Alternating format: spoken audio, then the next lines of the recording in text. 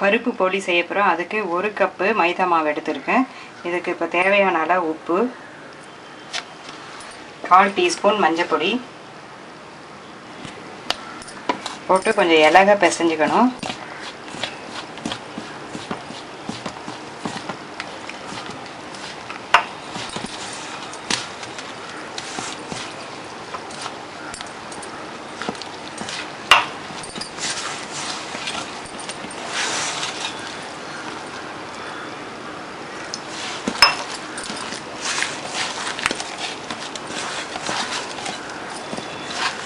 இந்த அளவுக்கு வரும்போது இதில் வந்து ஒரு 4 ஸ்பூன் எண்ணெய் விட்டு இன்னும் நல்லா இலக பிசையணும்.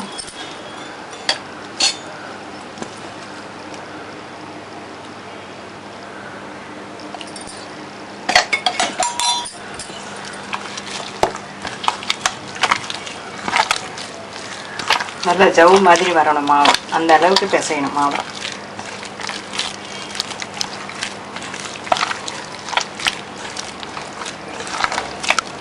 ஒரு 10 மினிட்ஸ் இப்படியே பிசைஞ்சிட்டே இருந்தீங்கன்னா நல்லா ஜவு மாதிரி வந்துடும் மாவு. இந்த அளவுக்கு பிசைஞ்சிருக்கோம். 10 மினிட்ஸாக பிசைகிறோம். இதை இப்போ வந்து ஒரு 1/2 அன் ஹவர் ஊற வைக்கணும். அட்லீஸ்ட் 5 மினிட்ஸாவது ஊற வைக்கணும். 1/2 அன் ஹவர் ஊற வச்சிங்கன்னா நல்லா சாஃப்டாக இருக்கும்.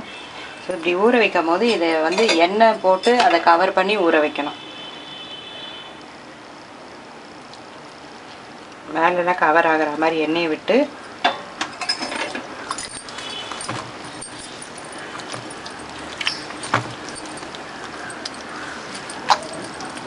இதை ஒரு 1/2 அன் ஹவர் இப்போ ஊற வைக்கணும்.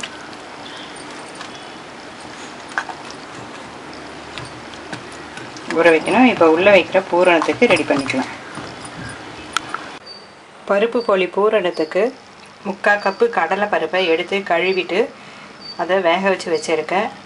3/4 கப்பு கடலை பருப்புக்கு 1 கப்பு தண்ணியை விட்டு குக்கரில் ஒரு 5 விசில் விட்டிங்கன்னா வெந்துடும். இதை இப்போ நல்லா மசிச்சுக்கணும். அடுத்தது 2 ஏலக்காய், 1 கப்பு வெல்லம், 1/4 கப்பு தேங்காய் திருவல். இந்த வெல்லத்தில் 1 கப்பு வெள்ளை திருவலுக்கு 1/4 கப்பு தண்ணியை விட்டு அதை நல்லா கரைச்சிட்டு இதில் அந்த டஸ்டெல்லாம் ப்யூரிஃபை பண்ணிவிட்டு பாகு மாதிரி காசிக்கணும். வெல்லம் நல்லா தண்ணியில் கரைஞ்சிட்டு இப்போ இதை வந்து ப்யூரிஃபை பண்ணி பாகு மாதிரி எடுத்துக்கலாம். இதில் கரைச்ச வெள்ளைப்பாகை விடுறோம் ப்யூரிஃபை பண்ணுறதுக்கு.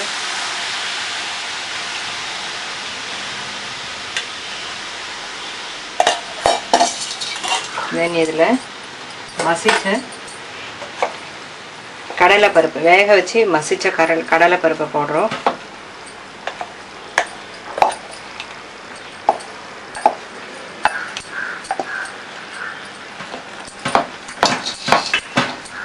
தேங்காய் திருவல்,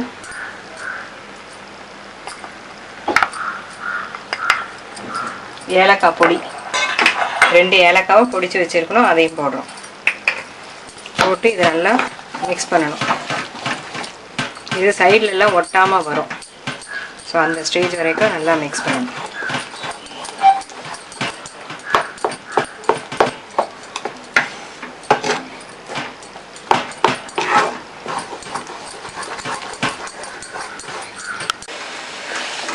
திக்காயிலே வருது. இன்னும் கொஞ்சம் நல்லா சைட்லெலாம் ஒட்டாமல் வர அளவுக்கு இதை எடுக்கணும். இந்த அளவுக்கு இது கெட்டியானா போதும். இதில் இப்போ 1 ஸ்பூன் நெய்யை விட்டு மிக்ஸ் பண்ணி ஆஃப் பண்ணிடலாம். ஆஃப் பண்ண பிறகு ஆற வச்சுட்டு உருண்டை பிடிச்சிக்கலாம். இதில் இப்போ ஒரு ஸ்பூன் நெய்யை விடணும்.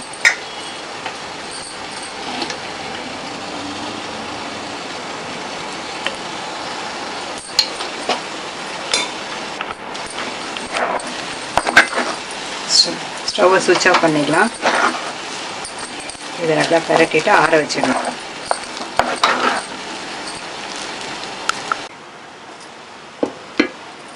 இப்போ நல்லா ஆறிடுச்சு பூரணம்.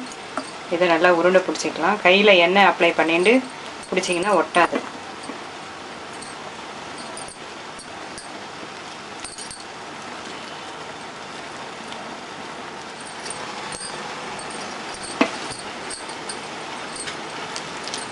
இது மாதிரி எல்லாத்தையும் பூர்ணத்தை உருளை பிடிச்சி வச்சுங்க. ஈஸியாக இருக்கும் அது. மாவு 1/2 அன் ஹவராக ஊற வச்சுட்டுருக்கோம். அதாகவே நல்லா பிசைஞ்சிட்டு இப்போ நல்லா ஜவ்வு மாதிரி வந்திருக்கு. ஒரு பிளாஸ்டிக் கவரோ இல்லை வாழலையோ இல்லைன்னா ஃபாயில் ஷீட் ஏதாவது ஒரு இதை தரட்டுறதுக்கு ஏதாவது ஒன்று எடுத்துக்கோங்க.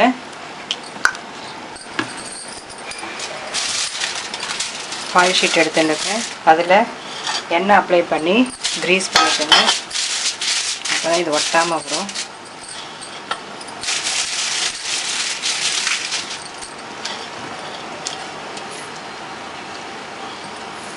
நம்ம போலிக்கு உருண்டை பிடிச்சி வச்சுருக்கேன் அந்த பூரணத்துக்கு அளவுக்கு மாவு எடுத்துக்கோங்க.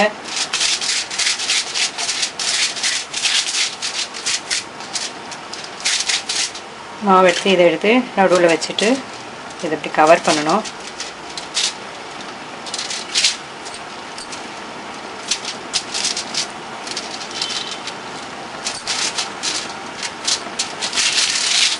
திரும்ப இப்படி போட்டு இது நல்லா இப்படி கரட்டி எடுக்கணும்.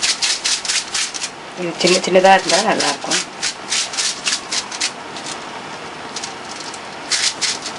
மெயின் தவாவையும் ஸ்டவ்வில் வச்சு சூடு பண்ணிக்கோங்க.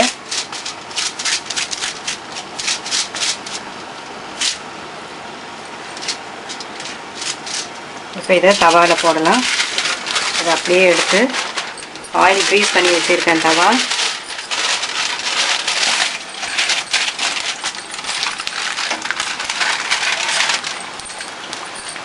போட்டுட்டு அப்படியே இந்த பேப்பர் எடுத்துடணும்.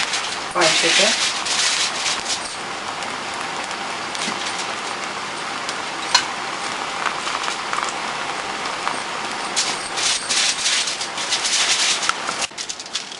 சுற்றிலும் கவர் பண்ணணும். இதுக்கு எண்ணெய் தட்டுட்டே பண்ணால் தான் வரும் ஈஸியாக. எல்லாம் கையில் ஒட்டிகிட்டே இருக்கும். இது அப்படியே இப்படி கவுத்து தரக்கணும்.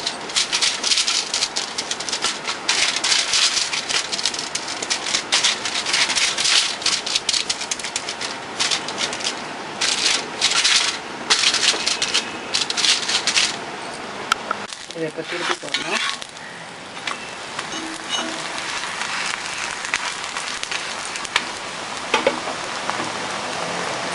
மீடியம் ஃப்ளேம்லேயே வேக வைக்கணும்.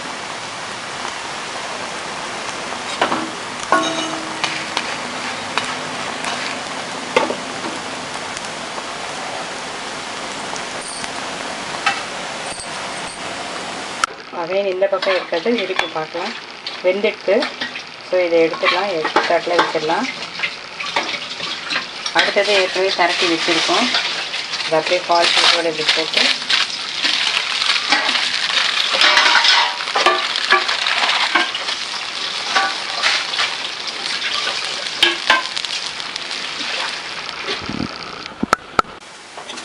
ஒரு பக்கம் வெந்த உடனே நெக்ஸ்ட் சைட் திருப்பி போட்டு வேக வச்சு எடுக்கணும்.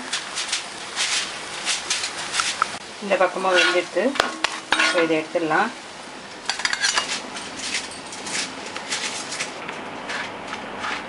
பருப்பு போலி ரெடி. இது தமிழ் வருஷப்பருப்பு, தெலுங்கு வருஷப்பருப்புக்கெலாம் ஸ்பெஷல் டேஸ்ட் ஃபெஸ்டிவல் டிஷ்ஷு. பருப்பு போலி ரெடி.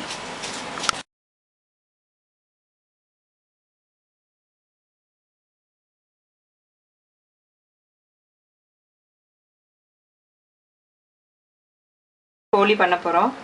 இது வந்து தமிழ் வருஷப்பருப்பு யுகாதி ஃபெஸ்டிவலுக்கு ஸ்பெஷல் டிஷ்ஷு. 1 கப்பு கடலைப்பருப்பை கழுவி வச்சுருக்கேன். இதில் 1 கப்பு தண்ணியை விட்டு குக்கரில் 4 விசில் விட்டு எடுத்துக்கணும். குக்கரில் வேக வச்சு எடுத்துக்கலாம். இப்போது 1.5 கப்பு மைதா மாவு, அதில் 1/4 டீஸ்பூன் மஞ்சள் பொடி, தேவையான அளவு உப்பு,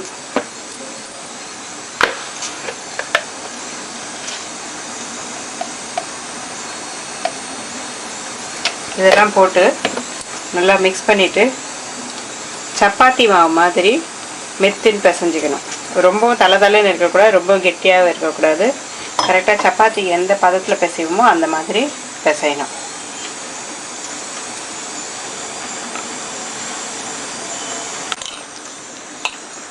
இந்த மாதிரி நல்லா கொஞ்சம் மெத்துன்னு பிசைஞ்சிக்கணும். இது வந்து ஒரு 10 மினிட்ஸ் நல்லா அழுத்தி பிசைஞ்சிட்டு பிசைஞ்சால் உங்கள் மெத்தில் இருக்க மாவு இதை ஒரு 1 ஹவர் ஊற வைக்கணும். இந்த மாவை இது எண்ணெய் எதுவும் போட வேண்டாம். இது நம்ம பிசைறதுலேயே மெத்தில் பிசைஞ்சிடணும்.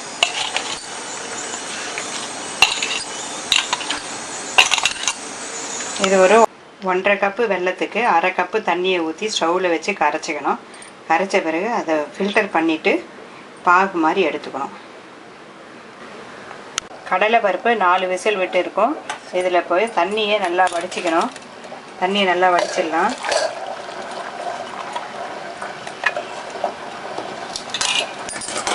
தண்ணியை நல்லா வடிச்சிட்டு இது நல்லா ஆறின பிறகு மிக்ஸி ஜாரில் போட்டு மாவாக எடுத்துக்கணும்.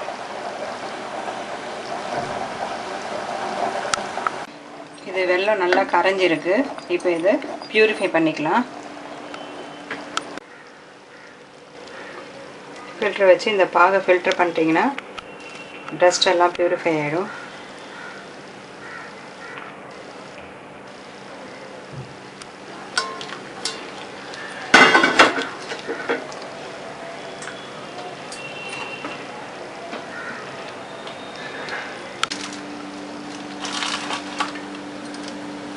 தண்ணி ஃபில்டர் பண்ண கடலை பருப்பு கொஞ்சம் கொஞ்சமாக மிக்ஸி ஜாரில் போட்டு இந்த மாதிரி பவுடர் மாதிரி எடுத்து வச்சுக்கணும். இதை வந்து இப்போ பியூரிஃபை பண்ண வெள்ளைப்பாகில் போடணும். பியூரிஃபை பண்ண வெள்ளைப்பாகு கொதிச்சிடுது. அதில் இதை கொஞ்சம் கொஞ்சமாக போட்டு நல்லா மிக்ஸ் பண்ணி உருண்டை பதம் வரும்போது அதை எடுத்துக்கணும்.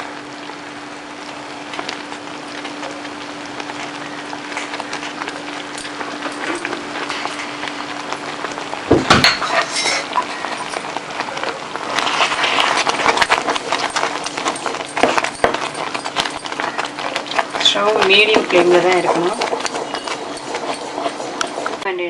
இதை நல்லா மிக்ஸ் பண்ணிட்டு இருக்கோம். இதில் 1/2 டீஸ்பூன் ஏலக்காய் பொடி போட்டு இதையும் நல்லா மிக்ஸ் பண்ணி நல்லா சுருள வரணும். இது கெட்டியாக ஆக்கணும்.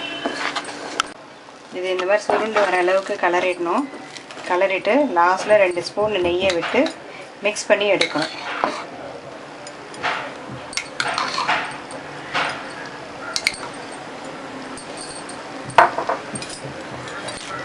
நல்லா இப்போ மிக்ஸ் பண்ணிவிட்டு இறக்கிடலாம். இறக்கிட்டு ஆற வச்சுட்டு உருண்டை பிடிச்சிக்கணும்.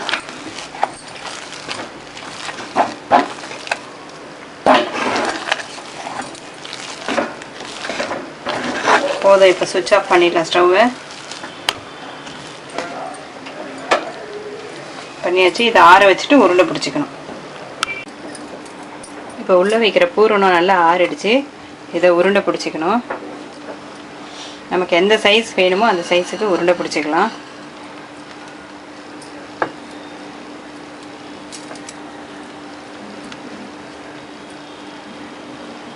சின்ன சின்னதாக வேணும்னாலும் உருண்டை பிடிச்சிக்கலாம் அதே அளவுக்கு.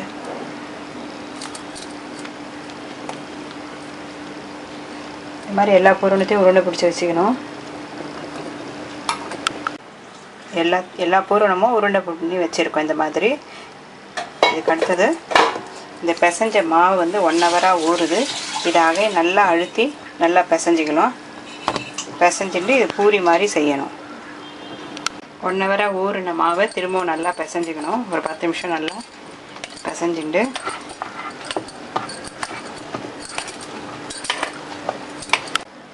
இது 10 மினிட்ஸாக மாவு நல்லா பிசைஞ்சு வச்சுருக்கோம்.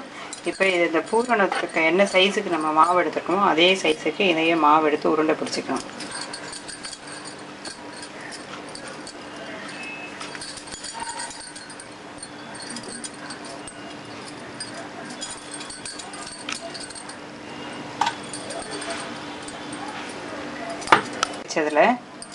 இதை வந்து அரிசி மாவில்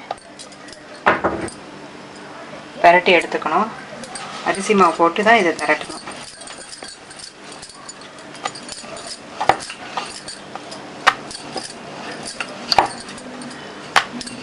நல்லா ரவுண்டாக திரட்டிட்டு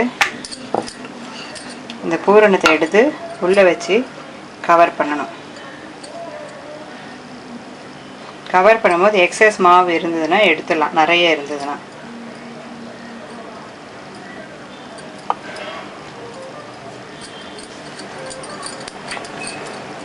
திரும்ப இந்த ரைஸ் ஃப்ளோர் எடுத்து இதை கோட் பண்ணி இதை தரட்டி எடுக்கணும். இது கொஞ்சம் நல்லா மெலிசாக தரட்டணும். இது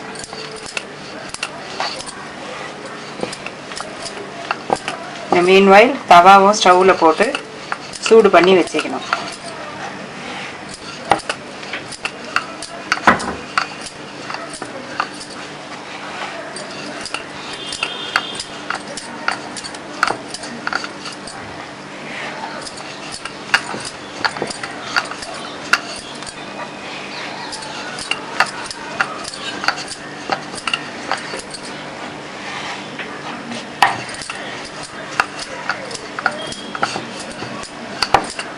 நல்லா மெலிசாக தரட்டணும்.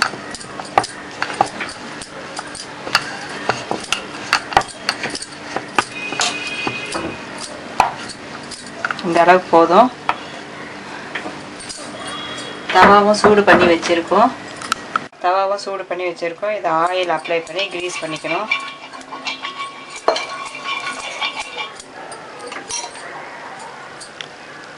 இதில் இந்த தரட்டி வச்ச போலியை இதில் போடணும். போட்டு இது மீடியம் ஃப்ளேமில் தான் சுட்டு எடுக்கணும். இதை திருப்பி போடணும். இப்போ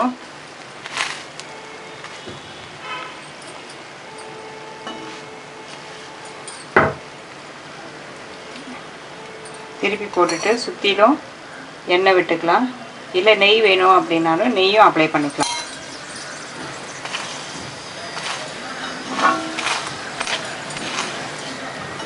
இது மீடியம் ஃப்ளேமில் தான் எடுக்கணும், இல்லைன்னா கருகிடும்.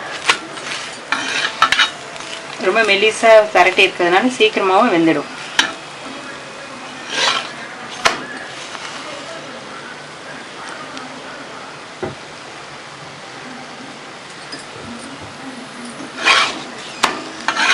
வெந்துடுச்சு. ரெண்டு பக்கமும் எடுத்துடலாம். அகைன் ஒரு உருண்டை எடுத்து அரிசி மாவில் கோட் பண்ணிவிட்டு சின்ன பூரி மாதிரி திரட்டிக்கணும்.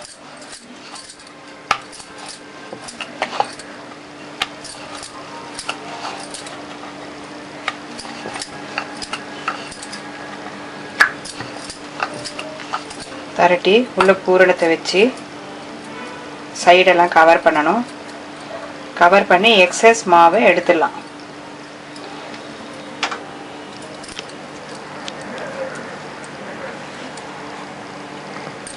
எக்ஸஸ் மாவை எடுத்துட்டு இதை திரும்பவும் அரிசி மாவில் கோட் பண்ணி திரட்டி எடுக்கணும்.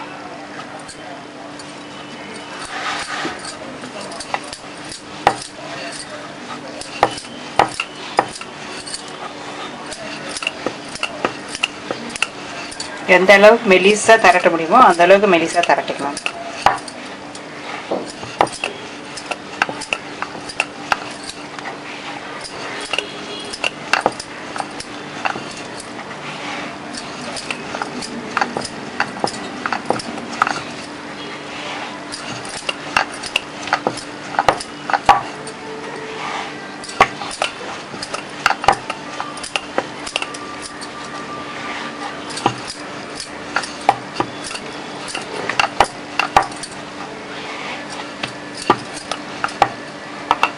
அகைன் தவாவில் போட்டுக்கலாம்.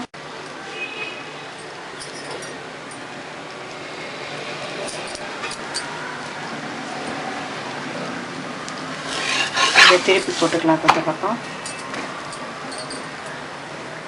மீடியம் ஃப்ளேமில் தான் எடுக்கணும்.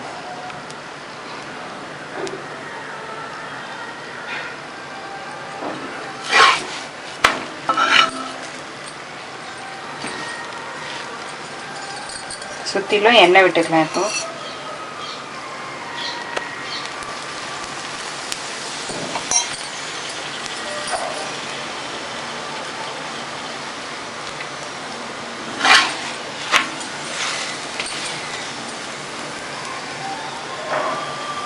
லைட்டாக ப்ரௌன் ஸ்பாட்ஸ், ரொம்ப ஹெவியாக வந்துடக்கூடாது, லைட்டாக ப்ரௌன் ஸ்பாட்ஸ் வரணும்.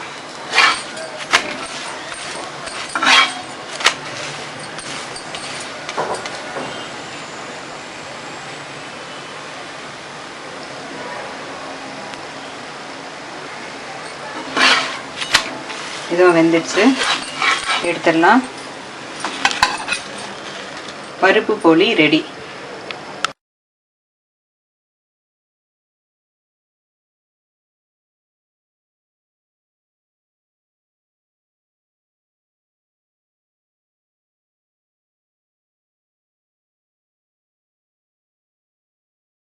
வருஷப்பருப்பு மாங்காய் பச்சடி பண்ண போகிறோம்.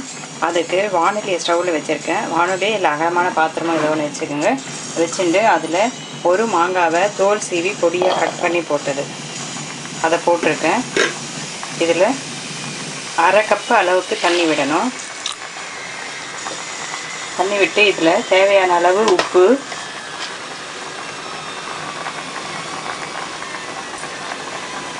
மிளகாய் பொடி 1/4 டீஸ்பூன், 3 டேபிள் டீஸ்பூன் புளி கரைச்சல். புளி கரைசல் வந்து லிக்விடாக தான் கரைச்சிருக்கோம். அதை 3 டேபிள் டீஸ்பூன் அளவுக்கு இதை விடுறோம். விட்டு இதை கொதிக்க வைக்கலாம். ஃபஸ்ட்டு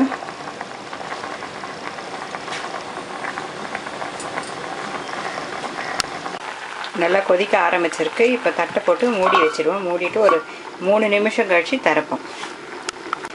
3 நிமிஷம் ஆகிடுது. இப்போ திறந்து பார்க்கலாம். இது நல்லா ப்ரெஸ் ஆச்சுன்னா நல்லா வெந்துடுச்சு. இதில் 1/4 கப்புக்கு வெல்லம் சேர்க்குறோம். டேஸ்ட்டுக்கு ஏற்ற மாதிரி சேர்த்துக்கலாம். நிறைய டேஸ்ட் வேணும் அப்படின்னா நிறைய சேர்த்துக்கலாம். இது இப்போ மூட வேணாம். இந்த வெல்லம் கரையிறதுக்கும் இதில் இருக்க ஸ்மெல் போகிறதுக்கும் சரியாக இருக்கும்.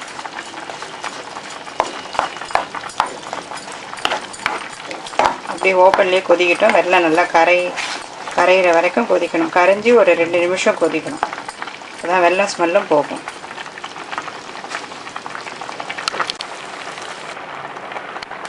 வெல்லம் கரைஞ்சி ஒரு 2 நிமிஷம் நல்லா கொதிச்சிடுது. இது நமக்கு மாங்காய் பீசஸ் அப்படியே இருக்கணும்னா இருக்கலாம், இல்லைன்னா இது அப்படியே கரண்டியில் நல்லா மசிஞ்சிடும். இது பச்சடி ரெடி. இதை வந்து இப்போ தாளிக்கணும். தாளிக்கிறதுக்கு ஸ்டவ்வில் வானொலி வச்சுருக்கேன். அதில் 1 ஸ்பூன் அளவுக்கு எண்ணெய் விடணும். எண்ணெய் காஞ்ச உடனே 1/4 டீஸ்பூன் கடுகு, 1/2 டீஸ்பூன் உளுத்தம்பருப்பு, 1 காஞ்ச மிளகாய் கிள்ளி வச்சுருக்கிறது, 1/4 டீஸ்பூன் இல்லைன்னா 1/2 டீஸ்பூன் அளவுக்கு வேப்பம்பூ. வேப்பம்பூ நிறைய போட்டுட்டா கசப்படுத்துடும், ரொம்ப கசப்படுத்துடும். ஸோ இது ரெடி ஆகிடுச்சு. சுவிட்ச் ஆஃப் பண்ணிவிட்டு இதை எடுத்து இந்த பச்சடியில் கொட்டிடணும்.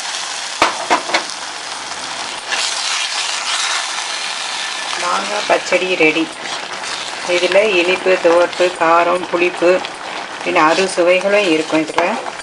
ஸோ இதுதான் நியூ இயர் ஸ்பெஷல் பச்சடி. ஸ்டவ்வை சுவிட்ச் ஆஃப் பண்ணிவிட்டு சர்விங் பவுலுக்கு மாற்றிக்கலாம்.